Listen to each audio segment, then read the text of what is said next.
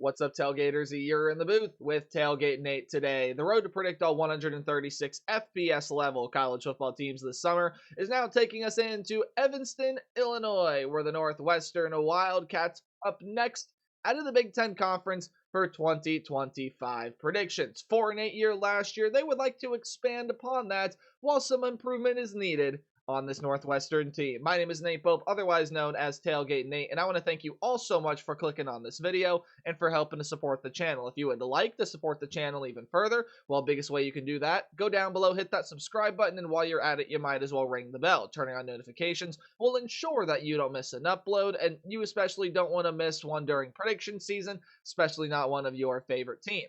I am a sports media graduate now delving into the professional world of the industry, so if you want to see all the cool stuff I get to do while still being up to date on what goes on this very YouTube channel, then you can give me a follow on Twitter and Instagram. The handle is at TailgateNate29, and you can feel free to even email me. It's tailgatenate29@gmail.com. I want to thank you all so much for supporting and interacting with me and the channel in whatever ways you may be doing so. And now with all of that said and done out of the way, Northwestern, you are on tap for 2025 predictions. Your head coach, David Braun, is back at it. And remember when the Ryan Fitzgerald thing happened and David Braun had come in and saved this Northwestern program, took them to an amazing season? Last year was not that. A 4-8 record with a 2-7 conference record. There was a lot that did not go right for this Northwestern team, particularly offensively. They are looking for improvement and growing back towards where they were a couple years ago and getting back in the top mix, in the top half mix. Big Ten Conference. How do we do preview predictions here on the channel? Well, we are going to go through roster overview. Offense, over here to the left. Defense, over here to the right. And at the end of the video, we will go through the Northwestern football schedule. I will give it a game-by-game preview and prediction. And this video overall is here to tell all of you what I think about the Wildcats here in 2025. Before we get started, bam, right down below me, returning production numbers are according to ESPN, and they do factor in transfer portal additions up to a certain percentage. Even below that, transfer portal ranks for the class of 2025 are both according to 24/7 Sports. Now that all that is said, done, out of the way, let's kick it off with your offensive coordinator, Zach Lujan. I pronounced his name. I apologize. Your offensive coordinator leading this offense, and let's talk about the quarterback position. Your leading passer from last season, and Jack Lausch, does come back. Lausch last year had 1,719 yards, but 7 touchdowns, 8 interceptions on only around 54% completion percentage. You have Mike Wright, Ryan Helinski in that room too, but they really did not play too much. And I know for a fact Mike Wright has transferred out, and I don't believe Ryan Helinski is with the team any longer either. So who is going to be playing quarterback this year? Well, again, Jack Lausch does come back, but I don't think he's going to end up being the starter this year because Northwestern wants better out of their play. Well, I think he's going to almost certainly be beaten by one of the 2 transfers that enter this program. And if you were to give me sort of the say to say, Nate, who do you think is going to be the starting quarterback? Who's going to win this quarterback battle? I think it's going to be Preston Stone, transfer over from SMU. Obviously, did not start the way that he wanted to last season. But you go back to what Preston Stone did in 2023, he put up some very impressive numbers with the SMU Mustangs. Almost 3,200 yards, 28 touchdowns, 6 interceptions on around 60% completion percentage. It is a Northwestern team very much so needing a revamping of the quarterback position, especially if Preston Stone can get back to what he was doing in 2023. It is going to be fantastic. And look, his numbers in 2024 weren't bad. They just weren't what SMU needed, and they went over to Kevin Jennings that gave them that spark on the offensive side. Last year, in 51 pass attempts, 421 yards, 5 touchdowns, and 1 interception. Again, that's not a bad passer rating at all. And this is a guy that did have 4 rushing touchdowns in 2023, so can get outside of the pocket as well. I think he's going to be a good player here with Northwestern. If not him, Gavin Fracas is transferring over from Virginia. He's not too bad, but I think Preston Stone is better, and I think he does give Northwestern its best shot to be the most successful version of this Wildcat team. When you look at the running back room, well, you are going to get a nice boost there because all three of your top leading rushers are coming back, led by Cam Porter, who is now going to end up being a graduate student this year, 501 yards and 6 touchdowns. You also are going to be getting back Joseph Himone, who had 252 yards and a pair of touchdowns last year. Apologies. You can go back to what he did in 2023, had 136 rushing yards with 219 receiving yards. So definitely a guy that can provide a good lift to the offense in both aspects of the skill position room. The unit overall does have to get better, though. Only 3.3 yards per carry. The 12 rushing touchdowns is not horrible, but again, you would like some more production out of that backfield, especially considering where the quarterback play had been at the past couple of seasons. That rushing attack needed to be better than it was last year, and it probably will have to be better this season as well. All true pass catchers, not counting running backs, so all wide receivers and tight ends with at least 100 yards of production last year are gone. Now, obviously, Cam Porter did have over that. He is the one exception to that rule. But much like a quarterback, I should say, much like the quarterback position, you are going to need this wide receiver room to take a step forward in the right direction. And it is going to be a revamped unit as far as who's going to be getting the time. And it is a really, really young wide receiver room. You have Frank Covey coming back, and then a ton of true and redshirt sophomores and freshmen are sitting behind Frank Covey. You do get 2 transfers coming into the room, however. Griffin Wilde, or Wild, however you pronounce the last name, it's sitting right over there, is over from South Dakota State, where he was a fairly solid wide receiver over there. And then Chase Farrell is over from Stanford as a redshirt freshman. He's going to look to get some more playing time this season with the Northwestern Wildcats. So again, you do get some transfers coming in. We'll see what big a boost they can be. Northwestern has benefited off transfers like that in the past. AJ Henning was one last year. He came into that program as a transfer, and now last season led the team in receiving yards with 603 yards and 4 touchdowns. You did have Bryce Kurtz last year. Again, both of those guys are gone. So revamped wide receiver room, especially with those transfers. I'm wondering how much better it's going to be able to be from a skill and talent position. It could overall be a little bit better, but again, losing Henning, losing Kurtz, I think that's going to be a tough ask to do for this wide receiver room. Tight end room is going to be led by Alex Lines after your lead tight end last year in Thomas Gordon is going to be leaving 252 yards and a touchdown for the lead tight end last year. You also, I believe, are going to end up losing Marshall Lang.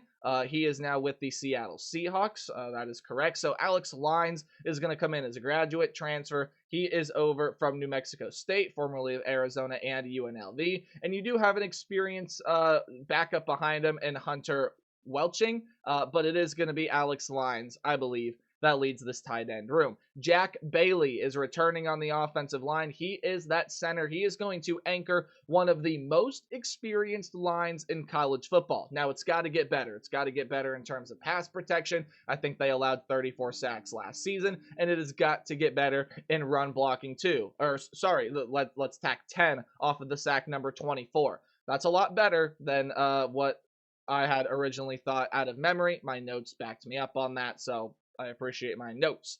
This is a Northwestern offensive line that can get better. However, it is an offensive line that is pretty solid. It's going to do its job. And again, led by Jack Bailey, that center. I think it could be pretty solid, but it's got to improve in a lot of facets. You need a line that's going to be able to protect Preston Stone, a guy that can sit back in the pocket and throw a ton of footballs, especially improve for this rushing unit as well. Defensively, you're going to be led by Tim McGarrigy. Hopefully I said that last name correctly as well. Improvement signs were shown last season. Now, was it a spectacular defense a year ago?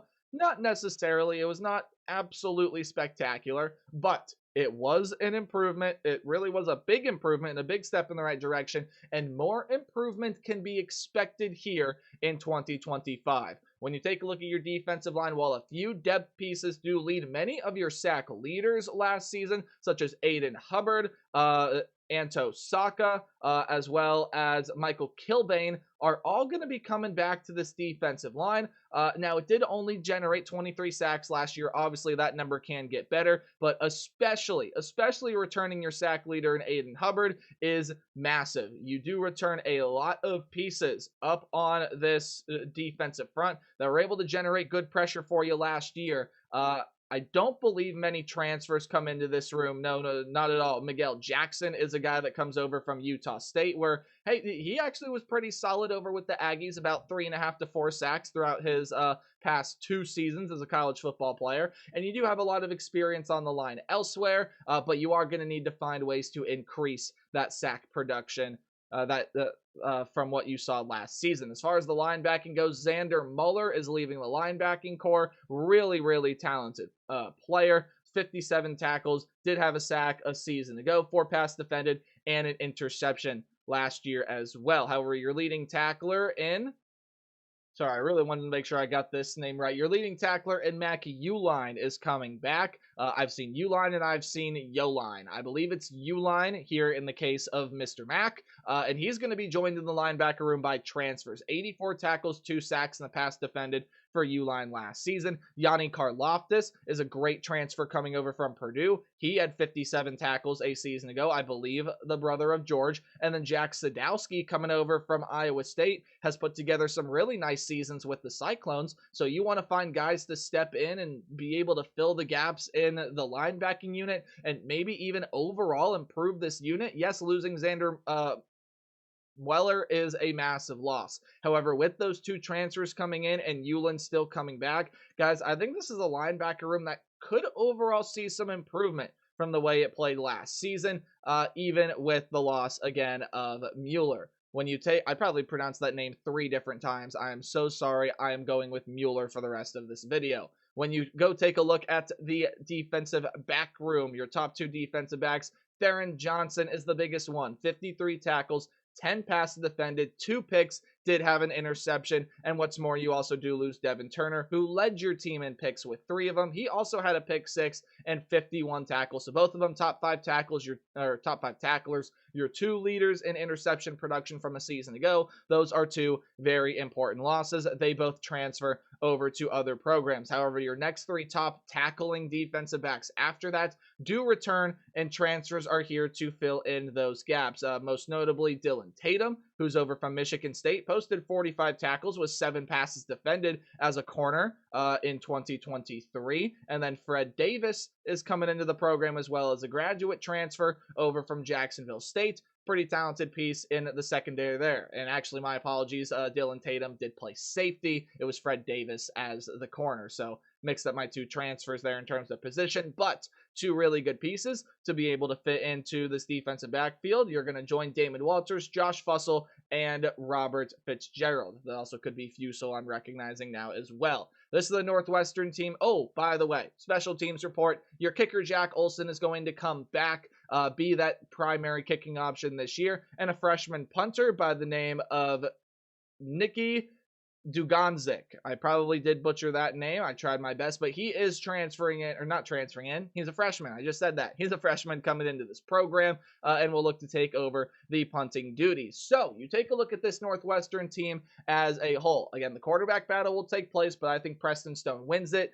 You could see some deeper units, but again, I think when you talk about the pass catching unit, it might be a tough ask to live up to what this wide receiver room was, at least talent-wise, a season ago. Production can improve because quarterback play will improve. And then defensively, as long as you continue to see signs of improvement increasing and you get better here in 2025, this is the Northwestern team that I think can win their fair share of football games.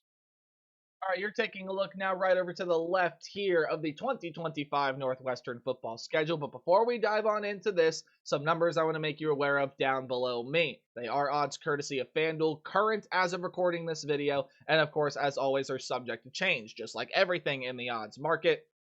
Look, they're one of the longest shots to win the Big Ten Conference. They're one of the longest shots to win the national championship. They're even a super long shot to get into the college football playoff. And the odds makers don't have a lot of faith in this Northwestern team. 3.5 is that over-under win total. Now, I will also say it is also a product of the schedule that they play, because this thing is going to be a really tough road for Northwestern to try to make a bowl game. I mean, you take a look over here, it definitely is a very tricky path, and you get to start out your season on the road, which good job, by the way, going on the road. I know Northwestern does not have their new season, or not new season, their new stadium. Words are hard for me today, I guess. But this is a Tulane team that is still going to be one of the best in the group of five ranks, led by John Summerall. Yes, you do lose Dorian Mensah. Yes, you do lose Makai Hughes. Yes, your wide receiver room is going to be revamped. I like Kane Samanza. I like a lot of the skill position players they still got. And even though you lose some good talent defensively, I think John Summerall is going to have Tulane as one of the better defensive units in the American Athletic Conference. And this is still absolutely a Green Wave team that can make a push towards a spot in the college football playoff. And I think they're more talented than Northwestern. I think they have a lot more to show, especially offensively, than Northwestern. And even though, again, quarterback play I think is going to improve when Preston Stone comes in here, I think he's going to be a very good weapon for this Northwestern team. I think the run game can show signs of getting better, led by Cam Porter. Again, he has got to be able to show some improvement and be able to generate some more production. I think that's going to come with more touches for him this year, which I think they need to give him. But this is a Tulane team I think is really, really talented and has shown that they can compete with the highest level Power 4 teams. And this is, with all due respect, a lower level Power 4 team. I think Tulane going to be able to win that game. Next game up Friday against Western Illinois. Yes, this should be a win for Northwestern.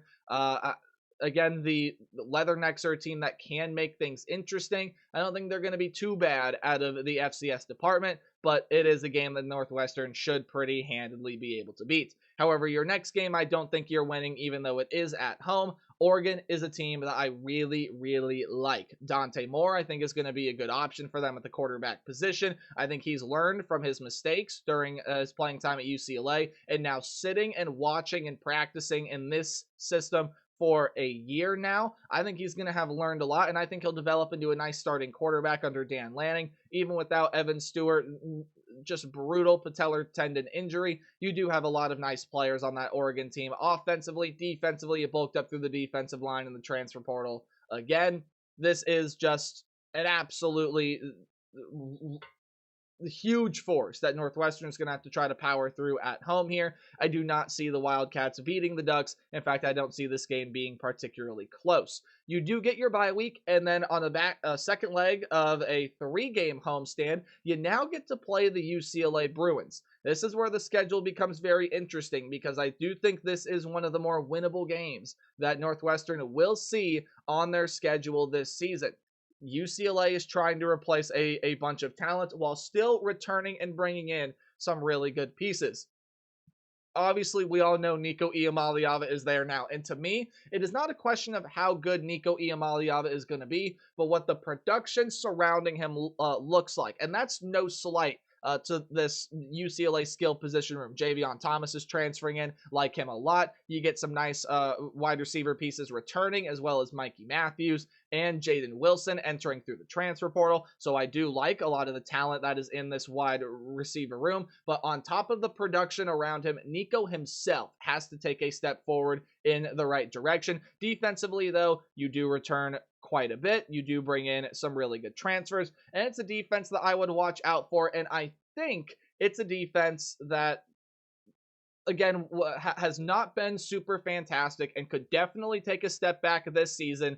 But I think it's a defense that can do enough against this Northwestern Wildcat team. Even though they might struggle throughout the season, I definitely think they are going to. This is a UCLA offense led by Nico that especially will be able to overpower this Northwestern defense as they continue to want to improve their game. I just think Nico is really, really talented. I don't think this Northwestern secondary will see many quarterbacks like him this season. And it's a UCLA team that I think goes on the road and gets this win. So, third loss of the year for Northwestern there in week 5. However, they do get their second win against Louisiana Monroe. They're losing some really good pieces, especially Ahmad Hardy, that running back. That is going to be a University of Louisiana Monroe team that definitely can sit towards the bottom ranks of the Sun Belt Conference. You're not going on the road and beating Penn State, not in Happy Valley, not with how talented Penn State's going to be. Drew Aller, Katron Allen, Nick Singleton, all the defensive pieces. Jim Knowles is leading that side now, and you finally get wide receiver pieces to be able to stretch a defense and spread them out, which is what Penn State has been missing. Yeah, Penn State is going to be a really good football team this season. Purdue is not going to be, and I do think Purdue is going to win this, or I should say, I do think Northwestern is going to pretty handedly win this game against the Purdue Boilermakers. I think Purdue is a team that needs a lot of rebuilding to do. Now, I think they got a pretty solid guy for the job in Barry Odom. You saw what he built over at UNLV. So I do like the hands that Purdue is in. I do like the fact that Barry Odom is now leading that team.